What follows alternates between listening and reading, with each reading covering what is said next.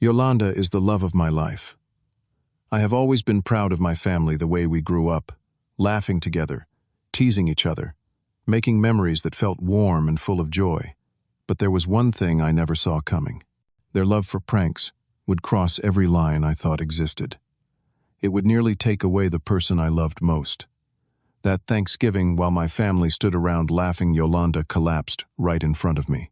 And they still thought it was just a joke. Before I dive into what happened that day, I would love to know, where are you watching this from? Drop your location in the comments below.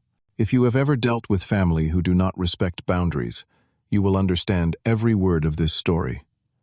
Hit that like button if you are ready for a story about standing up for the person you love.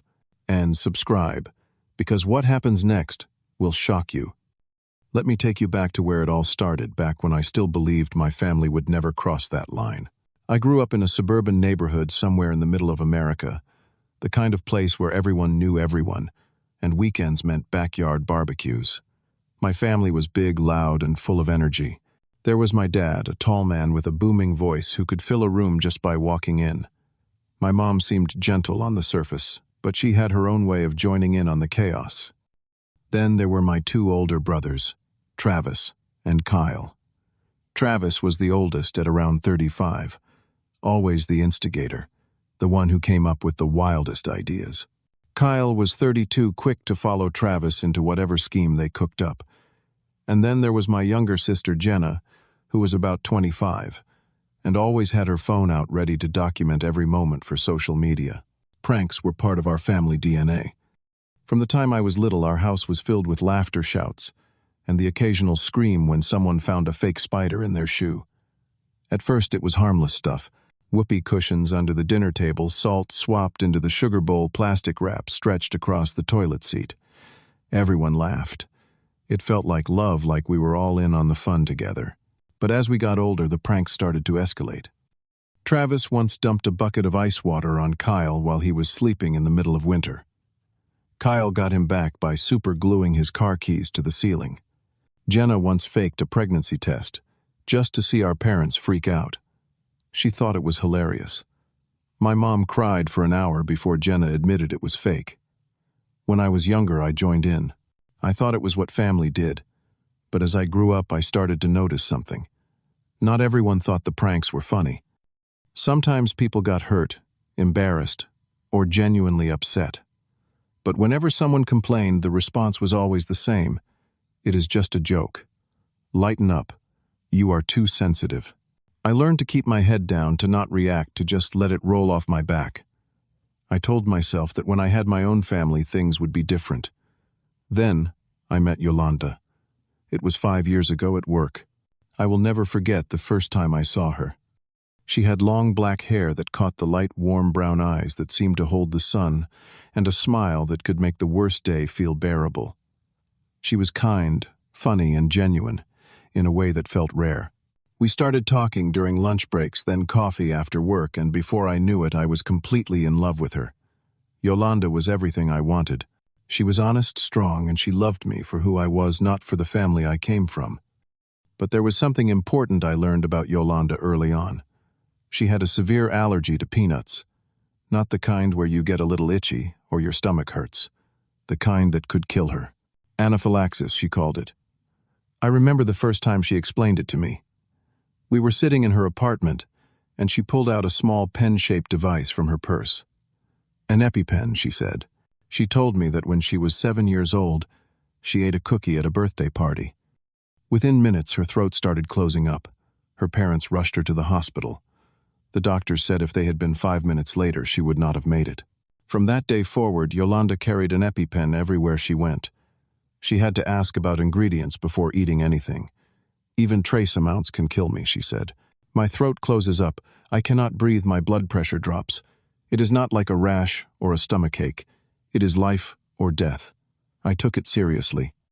Before I brought Yolanda home to meet my family, I told them over and over again, no peanuts, no peanut oil, nothing. I explained how dangerous it was. I thought they understood. They nodded, said they would be careful, promised to keep things safe. But I noticed something in their eyes. They did not really get it. My mom seemed annoyed that she had to check labels. Travis made a comment about how people these days are allergic to everything. I brushed it off. I wanted to believe they would do the right thing. The first time Yolanda came to dinner, my mom made a meal without peanuts. But the whole night she kept asking Yolanda questions. Are you sure you are allergic? Maybe you just have not tried the right kind. Have you ever thought about seeing a specialist? Yolanda answered politely, explaining again and again, but my mom just did not seem to believe her. Jenna made a joke. I bet you just do not like peanuts and made up the allergy thing. Kyle chimed in with some story about his buddy who said allergies are all in your head and that exposure therapy could fix it. I felt my chest tighten, but I did not say anything. I should have. Over the next few months, there were more little moments that made me uncomfortable. Travis brought home a box of cookies once and did not check the ingredients. When Yolanda asked what was in them, he shrugged and said, I do not know. Just do not eat them if you are scared. I checked the label. Peanuts. I was furious, but Travis just laughed it off. Relax, bro. I did not force her to eat them.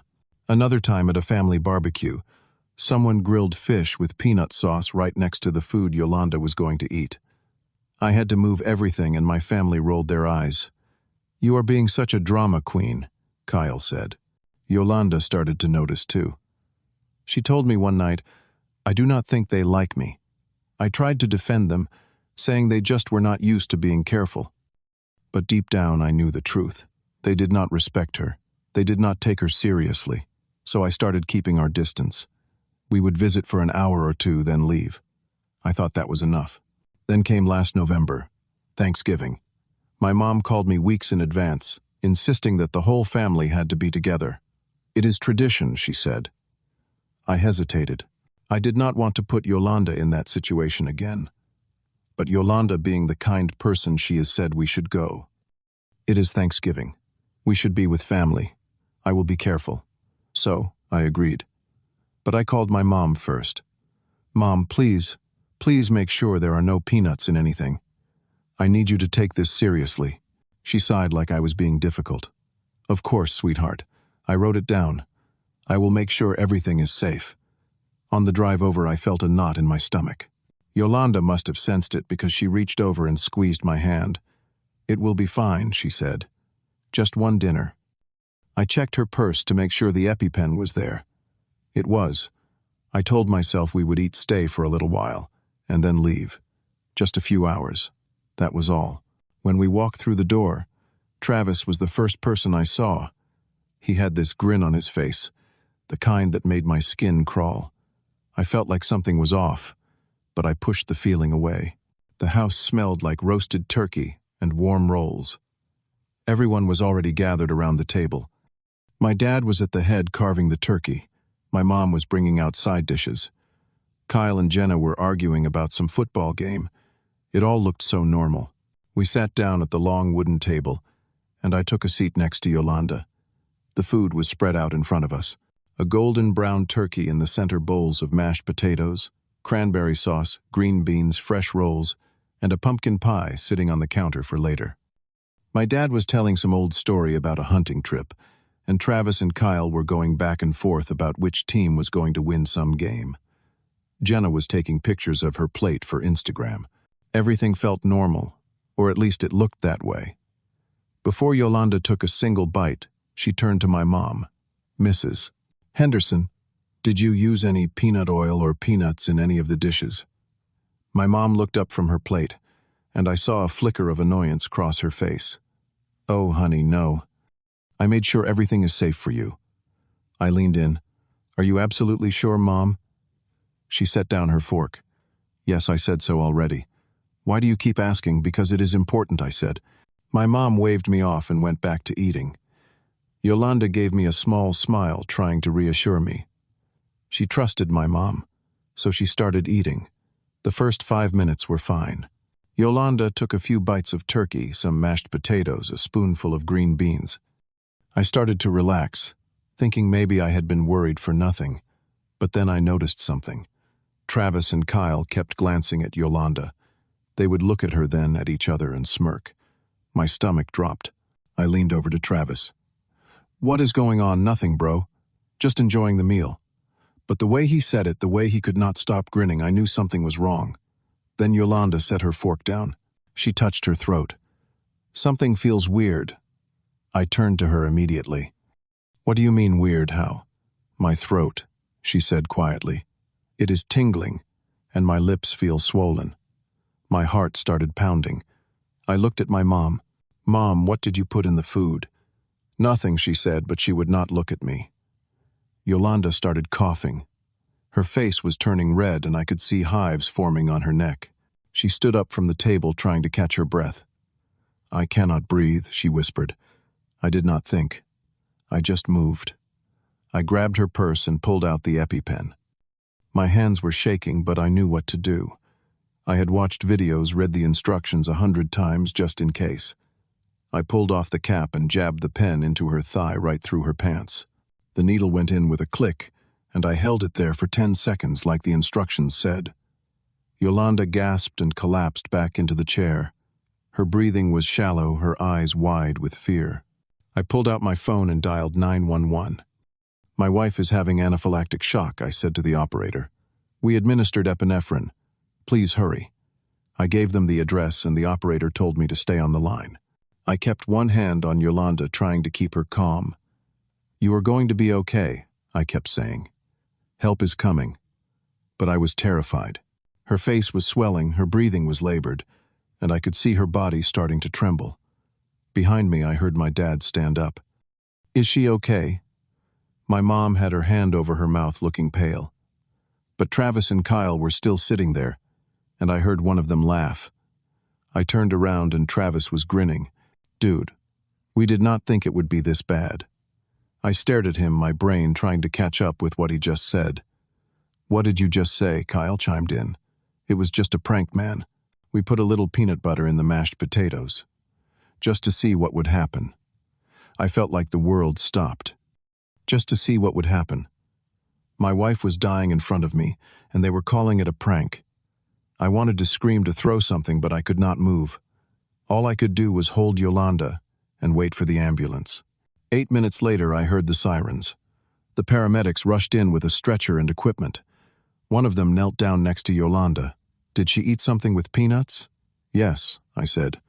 My family put it in her food. The paramedic looked at me, then at my family, and shook his head. This is serious. They lifted Yolanda onto the stretcher, and I climbed into the ambulance with her. As we pulled away, I looked back at the house. My family was standing on the porch watching. None of them looked sorry. In the ambulance, Yolanda tried to speak, but she could not get the words out. I held her hand, tears streaming down my face. I am so sorry, I kept saying. This is my fault. I should have never brought you here. She shook her head weakly, trying to tell me it was not my fault, but I did not believe her. The paramedic was working fast, checking her blood pressure, giving her more medication. Her blood pressure is dropping, he said into his radio. We need to move fast. At the hospital, they rushed her into the emergency room.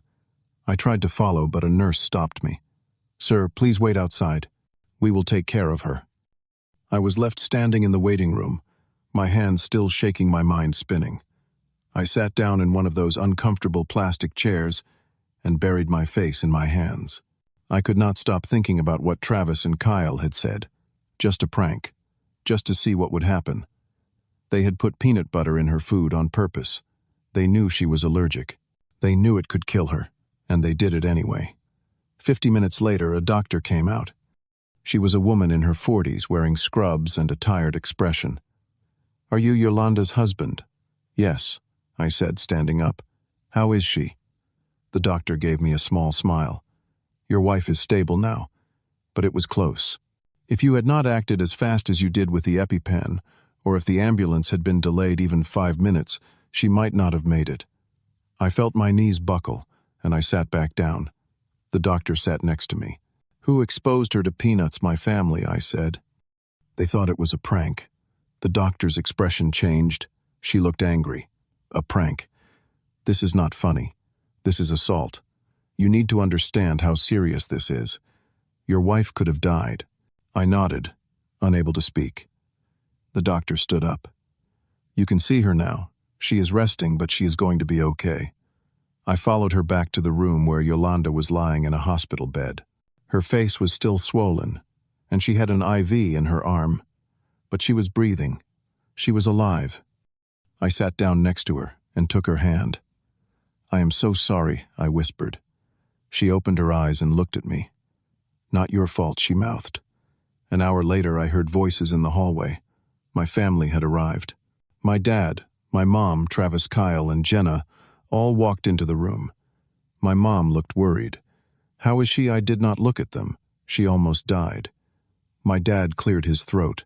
"But she is okay now, right?" I felt anger rise in my chest. "Okay, she is in a hospital bed because of you." Travis stepped forward. "Look, we are sorry. Okay. We did not know it would be that bad." Kyle nodded. "Yeah, we thought maybe she would just get a rash or something." I stood up and turned to face them. "A rash, I told you 100 times she could die. Do you understand that? Die." Travis held up his hands. "Bro, calm down. She is fine now." Jenna added, "Honestly, you guys are overreacting. It was an accident." "An accident?" I said, my voice shaking. "You deliberately put peanut butter in her food. You knew she was allergic. That is not an accident. That is attempted murder." Kyle laughed. "Come on, man. We were just messing around. It is what we do. You know that." My mom tried to step in. "Boys, maybe this is not the time." But she did not apologize. She did not tell them they were wrong. My dad just stood there, arms crossed. "Everyone makes mistakes. Let us just move on." Then Travis said something that made my blood boil. "Besides, if her allergy is that bad, she should have been more careful." Kyle agreed. "Yeah, she should have asked what was in every single thing." I lost it. "She did ask, and you lied." My mom said she checked everything. At that moment, Yolanda woke up. She heard the yelling. She looked at me and I saw tears running down her face. I walked to the door and opened it wide. "Get out." My dad looked confused. What I said, "Get out. All of you." My mom stepped forward. "Honey, do not be like this. You almost killed my wife, and you are standing here making excuses. Get out." Travis crossed his arms. "You are being dramatic." I stepped closer to him, my voice low and cold. "If you do not leave right now, I will call security." Kyle spoke up. "We are your family." I turned to him. "Family does not try to kill each other for laughs." Jenna tried to defend herself. "We said we are sorry." "No," I said. "You did not. Not once did any of you say a real apology." My dad sighed. "Fine, we are sorry." "Happy now. That is not how this works," I said. "You need to understand what you did." My mom started crying. "We did not mean for this to happen." "But it did," I said, "and you are still making excuses." I took a deep breath and looked each of them in the eye. "Here is what is going to happen. You will apologize to Yolanda sincerely. You will acknowledge that what you did was not a prank. It was dangerous and cruel, and you will never ever pull anything like this again." Travis laughed. "Or what? Or I am done," I said. "Done with all of you." My dad did not believe me. "You do not mean that." "Try me," I said. They all looked at each other, unsure of what to do. Finally, they turned and walked out of the room. Not one of them apologized to Yolanda. After they left, I sat back down next to Yolanda. She looked at me with tears in her eyes. "Thank you. I should have protected you better," I said. "This is not your fault," she whispered. "It is," I said. "I knew they did not take your allergy seriously. I should have never brought you there." "I chose to go too," she said. We sat in silence for a moment. Then she asked, "What are you going to do?" "I do not know," I said. "But I know I cannot let this slide." Yolanda reached for my hand. "I do not want to come between you and your family." "You are not," I said. "They did this to themselves." "But they are your family," she said. I looked at her. "You are my family. You are my wife, my priority. And if they cannot respect that, then they do not deserve to be in our lives." Yolanda started crying. "I am scared this will hurt you." "What hurts me," I said, "is seeing you in this hospital bed because of them." In that moment, I made my decision.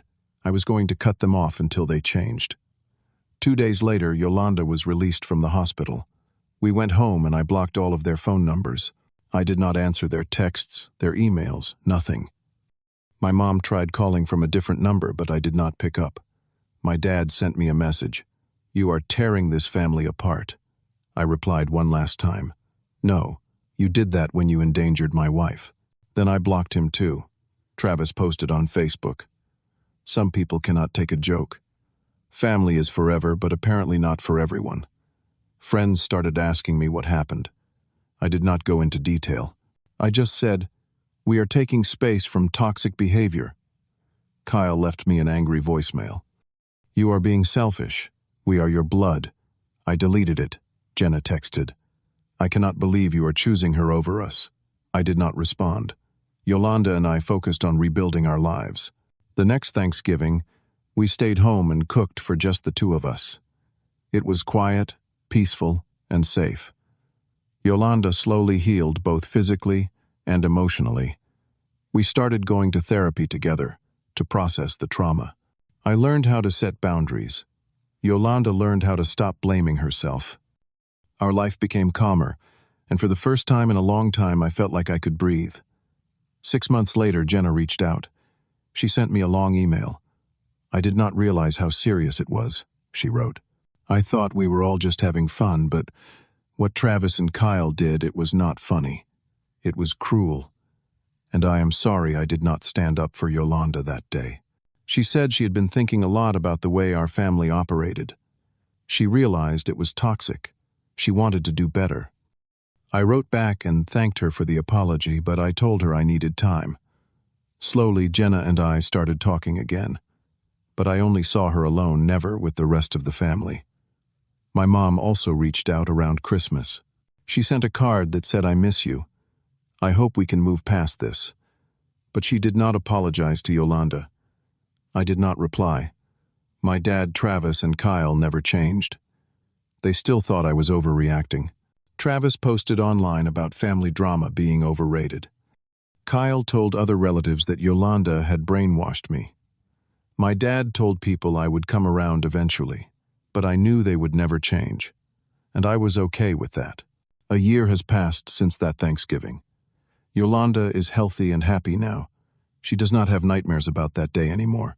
We have built a life surrounded by friends who truly care about us, people we call our chosen family. We host Thanksgiving with them now, and it is filled with laughter, respect, and love. There is no drama, no fear, just peace. People sometimes ask me, "Do you miss your family?" I tell them the truth. I miss the family I thought I had, but I do not miss the toxicity. Some days are harder than others. There are moments when I feel sad about what could have been, but I do not regret my decision. Protecting Yolanda was the right choice. It will always be the right choice. I learned something important through all of this. Blood does not give anyone the right to hurt you. My whole life I was taught that family comes first. But that does not mean you have to sacrifice your health, safety, or happiness. Real family respects boundaries. Real family listens when you say something is hurting you. Real family does not laugh when you are in pain. I also learned that protecting the person you love is the highest priority. I chose Yolanda, and I will choose her every single day. It is not about choosing her over my family. It is about choosing respect and safety over abuse. Love is not just words, it is action. And setting boundaries is not selfish. It is how you protect your mental and physical health. People who do not respect your boundaries do not deserve a place in your life. That Thanksgiving changed everything. Not just because I almost lost Yolanda, but because it opened my eyes. Love should not hurt. Family should not be a source of fear. If you are reading this and you have ever been told it is just a joke when someone hurt you, know this. Your feelings are valid, your boundaries matter, and you deserve people in your life who treat you with care. Sometimes the hardest part of love is knowing when to walk away from those who do not respect it, and that is okay. So let me ask you, have you ever had to set boundaries with people you love? Have you ever had to walk away from family to protect yourself or someone you care about? I would love to hear your story in the comments below. And if this story resonated with you, please hit that like button. Subscribe to this channel if you want more real stories about standing up for what is right. Share this video with someone who needs to hear it. Thank you for listening, and I hope you find the courage to protect the people you love no matter what it costs. Take care of yourselves, and remember you deserve to be treated with respect.